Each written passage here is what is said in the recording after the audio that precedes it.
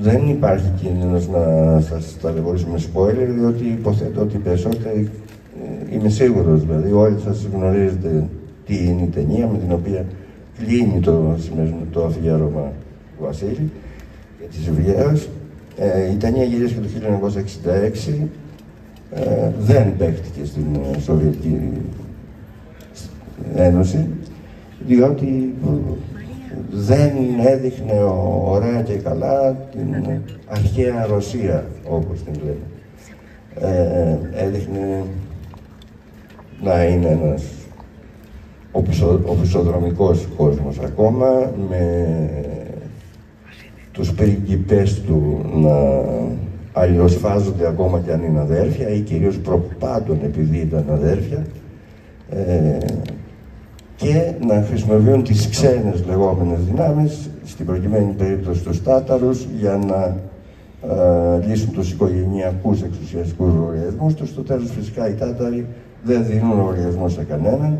Επί 2 αιώνες η χώρα των Ρώσ, ας πούμε, όπως τους λέγαμε, ήταν υπό την κυριαρχία της Χρυσής Ορδής, των Τατάρων, μέχρι που τα κατάφερε ο Βλαδίμηρος ο Πρώτος, 1380 εκεί περίπου, μετά από 2 αιώνες δηλαδή ουσιαστικά, να τους διώξει.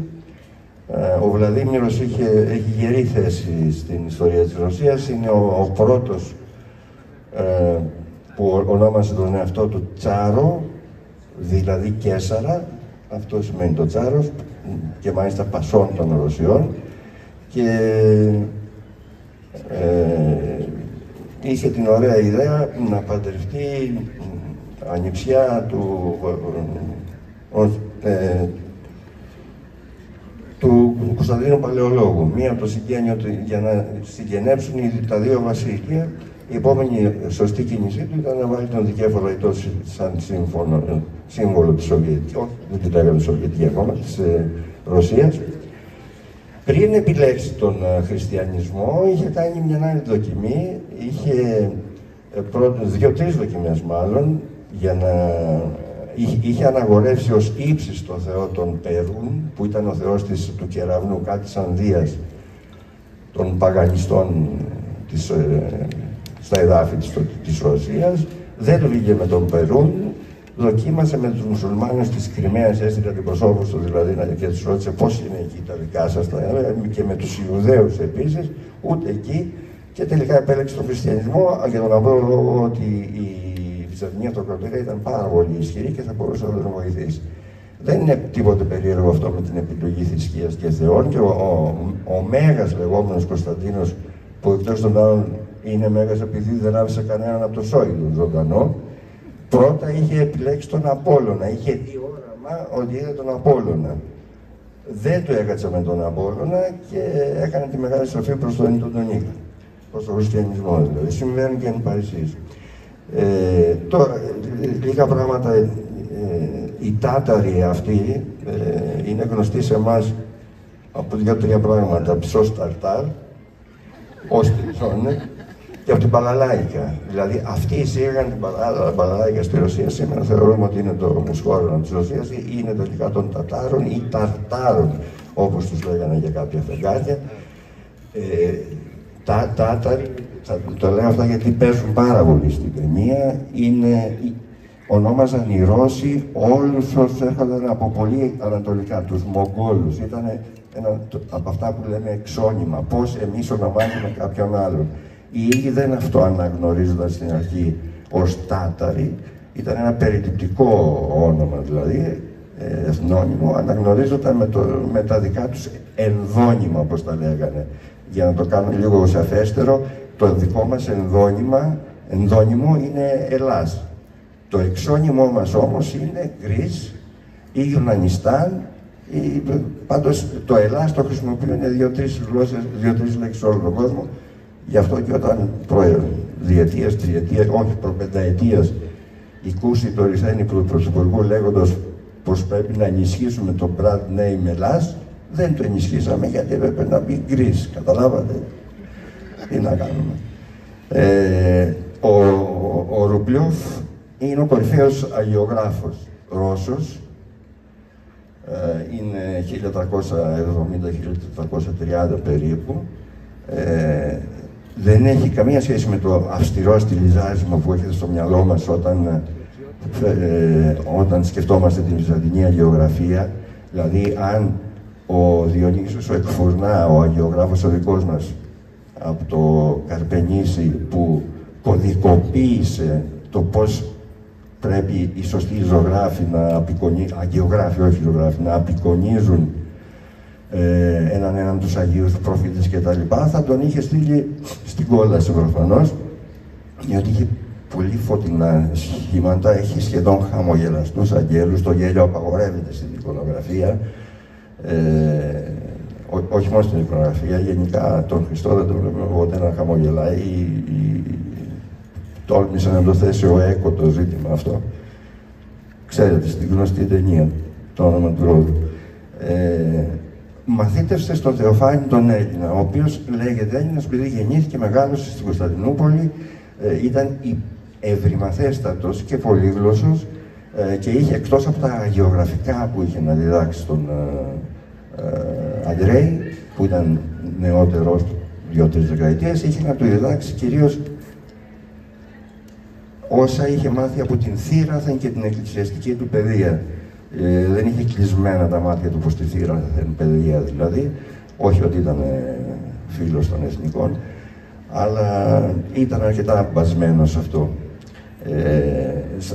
Στην αρχαιοελληνική, ας την πούμε έτσι, γραμματεία.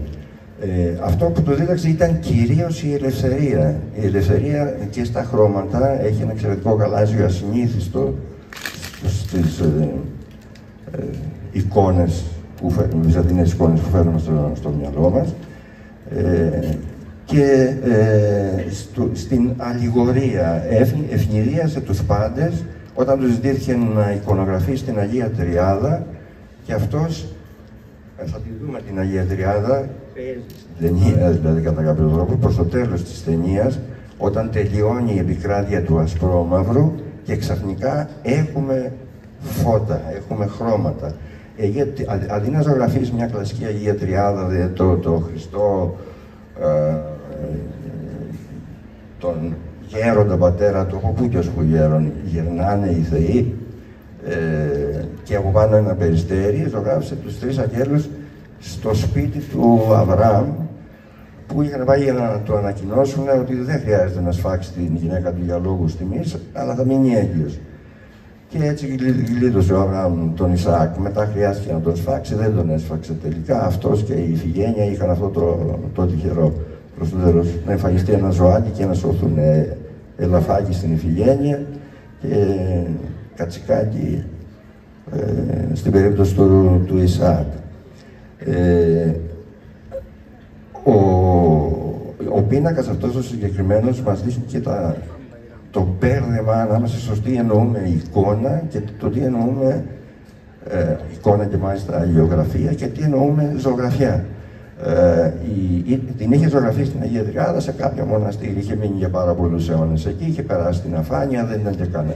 Παρότι τον είχε αναγορεύσει Άγιο τον Ουζουπλιόφ η Ρωσική Εκκλησία, Άγιος Αντρέη δηλαδή.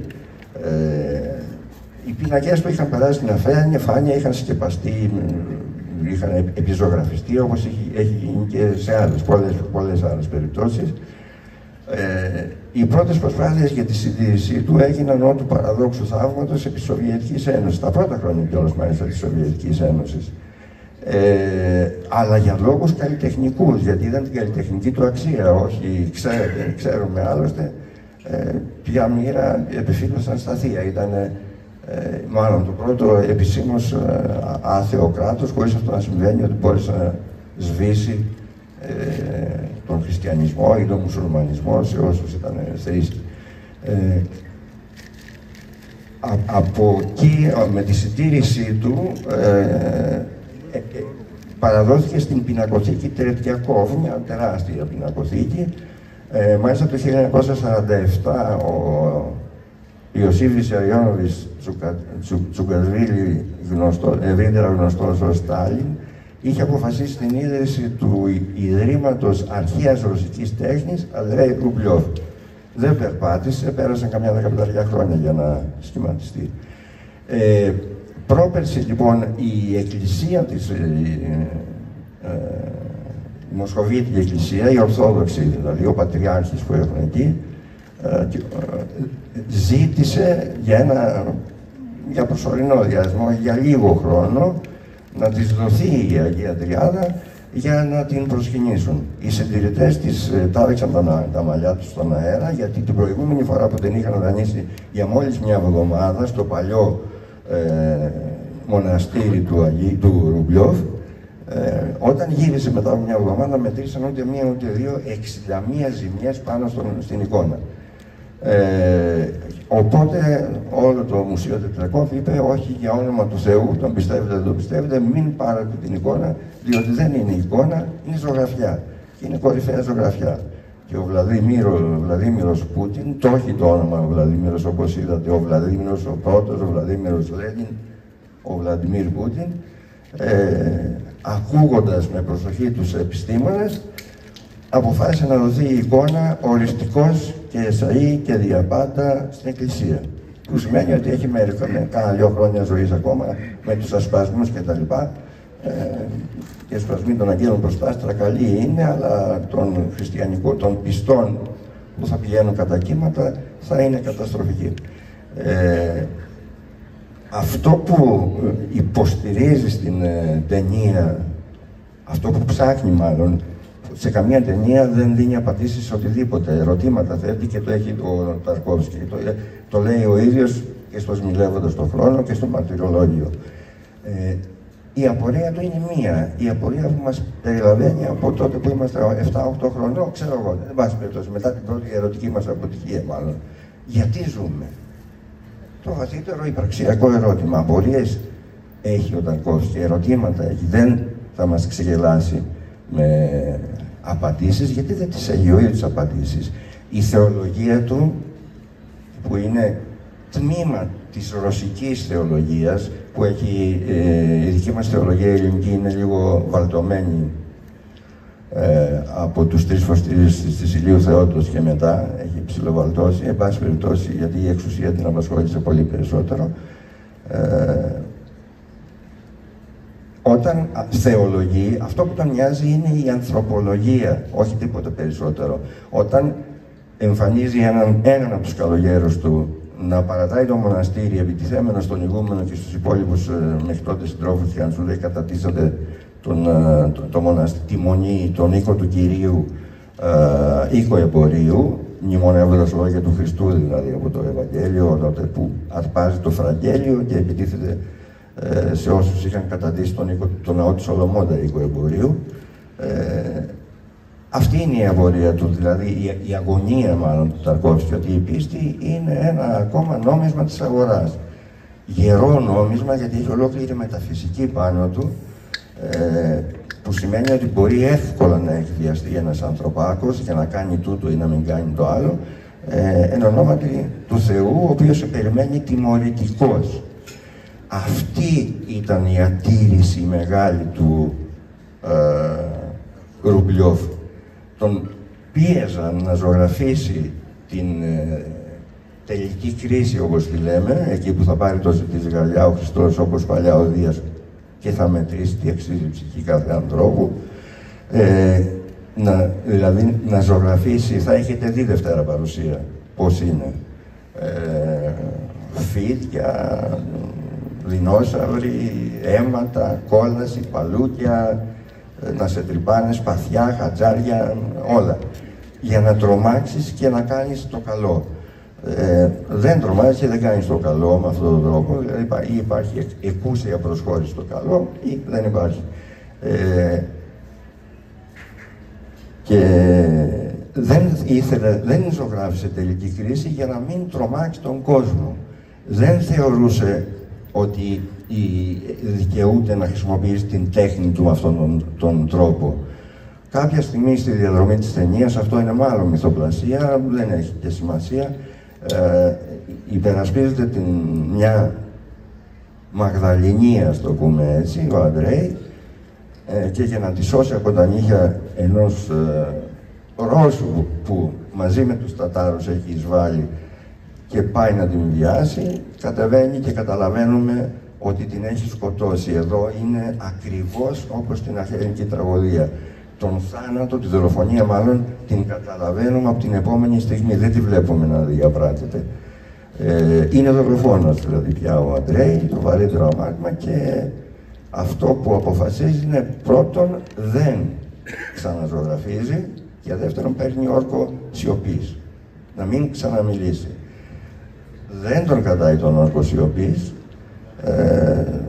για τους δικούς του, δεν θα περιγράψω όλη την ταινία, δεν είναι και σωστό, και κυρίως ξαναρχίζει να ζωγραφίζει μετά το πανηγυρικό, ας το πούμε, τέλος που έχει η ταινία. Οι αναφορές του Ταρκόφη στον Ευαγγελικό λόγο ή και στον λόγο των Αποστόλων είναι αρκετά συχνές μέσα στην ταινία. Ξεχωρίζει δεν μας το λέει ο ίδιος, δεν το ακούμε πουθενά, μια αναφορά που γίνεται για τη μαντήλα των γυναικών. Δεν είναι από τα περισσότερο γνωστά κομμάτια της φιλοσοφίας του Παύλου, ο οποίος ήταν ο Λένιν του χριστιανισμού, δηλαδή χωρίς τον Παύλο, τον Απόστολο Παύλο και τα ταξίδια του σε όλη τη Μεσόγειο, ο χριστιανισμός μάλλον θα είχε ιτηθεί γρήγορα. Ήθελε και αυτό στον Λένιν του, δηλαδή. Ήταν ο Στάλιν, δεν θυμάμαι.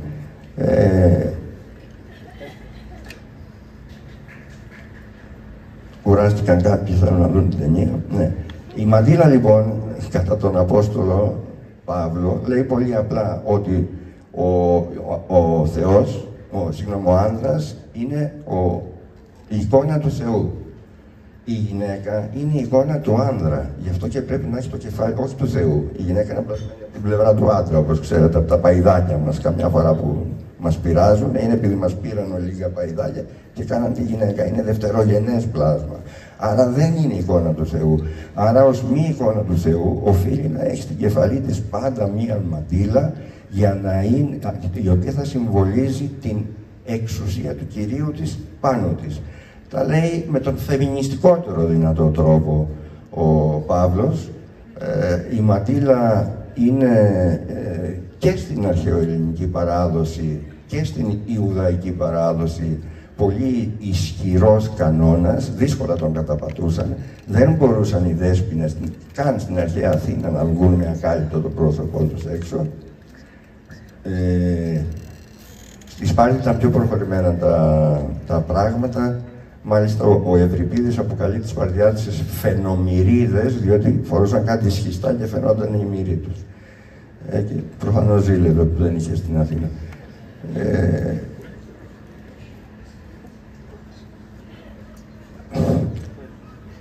Άρα λοιπόν η μαντήλα είναι ισχυρό σύμβολο, και πρέπει να πω έτσι παρεπιπτόντως ότι η πρώτη γυναίκα που τόλμησε να μπει σε χριστιανική, ορθόδοξη χριστιανική εκκλησία χωρίς μαντήλα στο κεφάλι ήταν η Μαρία Πενταγιώτισσα, αυτή που την τραγουδάμε στο δημοτικό τραγούδι σχεδόν προχθές, στα χρόνια του Όθωνα και της Αμαλίας. Το λέω αυτό γιατί την είχαν δει και την είχαν πάρει στο παλάτι να τους χορεύει. Χόρευε ωραία η Μαρία Πενταγιώτισσα. Δεν σας έκανα σοφότερος. Σας ευχαριστώ πάρα πολύ για την υπομονή σας, ιδίως εκείνους που χειροκροτήσαν από εκεί. Καλή ηχθέα.